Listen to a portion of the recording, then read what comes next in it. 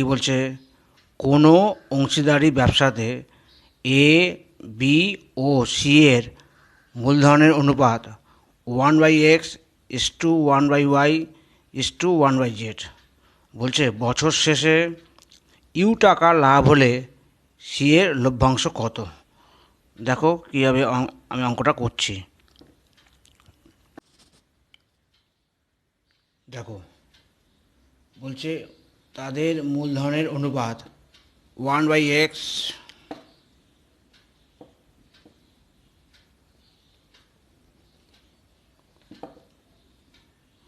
= 1/y = 1/z। ওকে, এবার তোমরা জানো তোমার অনুপাত সবসময় পূর্ণ সংখ্যায় আনতে হয়। তার বলো তো আমরা কি করব, এদের প্রত্যেককে এদের লসাগু মানে XYZ দিয়ে গুণ করব, into XYZ = 1/y * XYZ = 1/z * XYZ। এবার কাটলে কি হয়, এক্স কাটলো YZ = XZ = XY।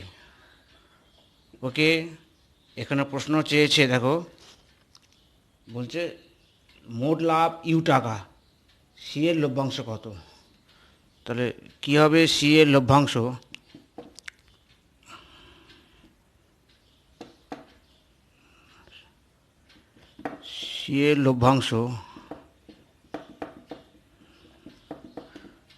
সমান, তাহলে মোট লাভ ইউ ইন্টু আমাদের করতে হবে আনুপাতিক ভাগার। তা সি এর আনুপাতিক ভাগার কত, XY বাই এই তিনটের যোগফল, তার মানে YZ plus XZ plus XY। ওকে, এটাই আনসার। দেখো সেখানটা কি বলছে, সরল সুদে কোনো আসল 15 বছরে 3 গুণ হয়। প্রশ্নে আছে কত বছরে 7 গুণ হবে। দেখো বলছে সরল সুদে কোনো আসল 15 বছরে 3 গুণ হয়। দেখো সব থেকে সোজা পদ্ধতি হচ্ছে, তোমরা ধরি আসল 100 টাকা, এই ধরনের অবজেক্টটি তোমরা 100 ধরে করবে, ইজি। ওকে, আচ্ছা বলছে 15 বছরে হয় 3 গুণ, অর্থাৎ 100 টাকাটা হচ্ছে 300 টাকা। তা আমরা লিখতে পারি না, সুতরাং 15 বছরের সুদ তার 300 মাইনাস 100 কত হলো, 200 টাকা। ওকে, এবার চাইছে কত বছরের সুদ হবে, কত বছরে 7 গুণ হবে। অর্থাৎ আমাদের প্রশ্ন যে কত বছরে সুদ পাবো,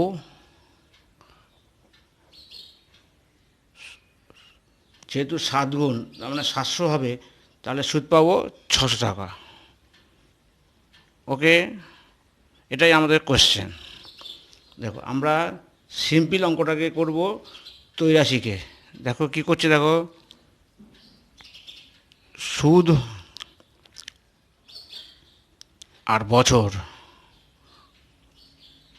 যেহেতু আসল এবং সুদের পার্সেন্টেজ একই আছে, তাহলে সুদ আর বছর দিয়ে ছকে ফেললে হয়ে যাবে। তাহলে 200 টাকা সুদ হয় তোমার 15 বছরে। আমাদের বের করতে হবে 600 টাকা সুদ কত বছরে, তাই তো? আচ্ছা, এদের মধ্যে কী সম্পর্ক? আমরা লিখতে পারি সরল সম্পর্ক।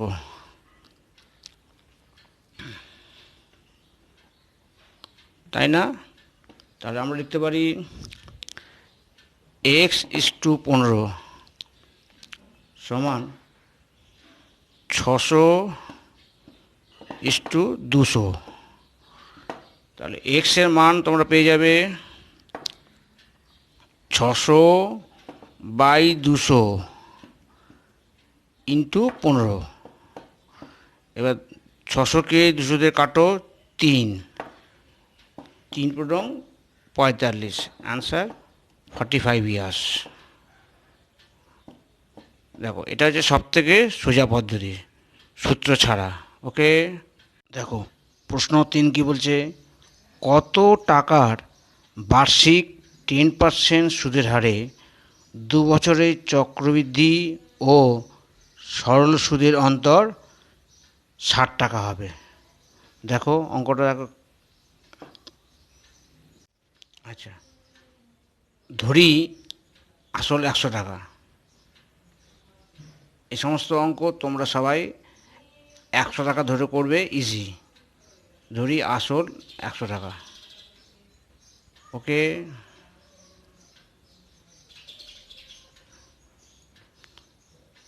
দেখো আমরা প্রথমে 10% সুদের হারে 2 বছরের 100 টাকার সরল সুদ বের করছি। তো ইজি, তোমার সূত্র বসিয়ে দাও। আই সমান PRT/100 ধরে, পি কত 100 ইন্টু 8% কত 10/100, আর টাইম কত 2 বছর।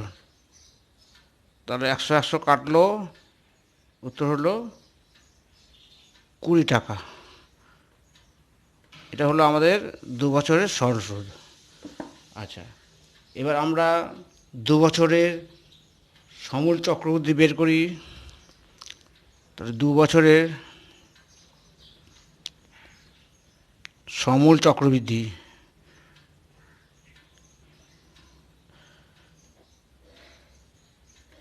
সূত্রে ফেলো। তাহলে কী সূত্র? পি মানে 100 ইন্টু 1 প্লাস R/100, আর এখানে 10/100, আর পাওয়ার কত 2, কাটো 1/10। তাহলে আমরা পেলাম 100 ইন্টু 1 প্লাস 1/10, তার মানে যোগ করলে হয় 11/10 ইন্টু, যেহেতু স্কোয়ার আছে দুবার লিখলাম। দেখো 100 দিয়ে 10 কাটলো, তাহলে উত্তর হলো 121 টাকা। ওকে, তাহলে আমরা পেয়ে যাব 2 বছরের চক্রবৃদ্ধি সুদ।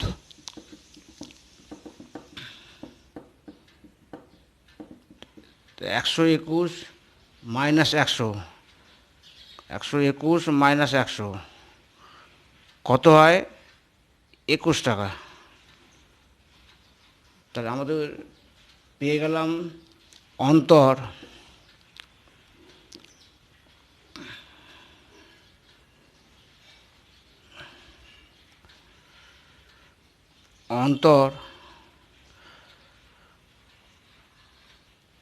আর আসল। এই অঙ্কটা আমরা 83 করছি। যখন অন্তর হয়, দেখো সরল সুদ ছিল 20 টাকা আর চক্রবৃদ্ধি সুদ হলো 21 টাকা, তা অন্তর 1 টাকা। তখন আসল কত? 100 টাকা, তাই না? আর প্রশ্নে আছে অন্তর 60 টাকা, তাহলে আসল কত? এই তো অঙ্ক, ইজি। তাহলে 1 টাকা অন্তর হয় যখন আসল 100 টাকা, তা 60 টাকা অন্তর হয় যখন আসল 60। তাহলে আসল কত হবে?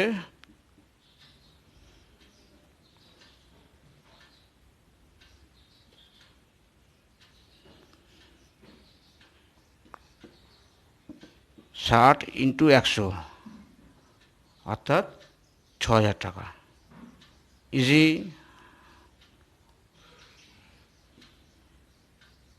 দেখো প্রশ্ন 4 দেখো, বলছে শতকরা বার্ষিক সরল সুদের হার কত হলে 4 বছরের সুদ আসলের 8/25 হবে। দেখো কীভাবে করছি।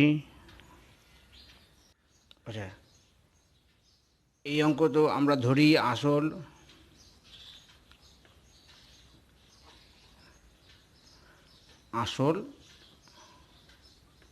সমান 100 টাকা, তাই তো। এবার কি বলছে, 4 বছরের সুদ হবে আসলের 8/25। তা আমরা লিখতে পারি 4 বছরের সুদ 100 × 8/25, কাটো 4 অর্থাৎ 32 টাকা।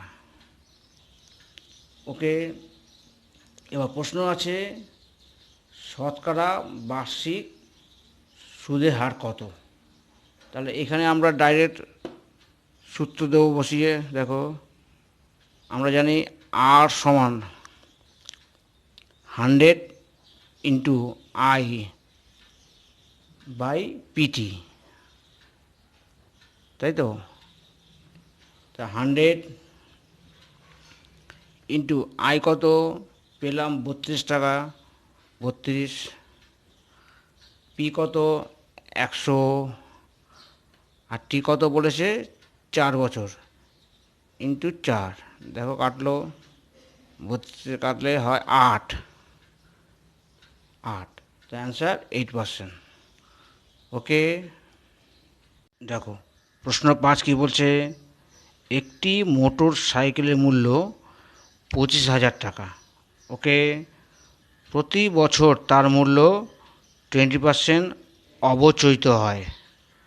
প্রশ্নে আছে 3 বছর পর মোটর সাইকেলটির অবচয়িত মূল্য নির্ণয় করো। দেখো অঙ্কটা দেখো। আমরা লিখতে পারি 25,000 ইন্টু, যেহেতু মূল্য অবচয়িত হচ্ছে তার আমরা লিখব 1 - 20% হারে, তার মানে 20/100 পাওয়ার 3, তাই না।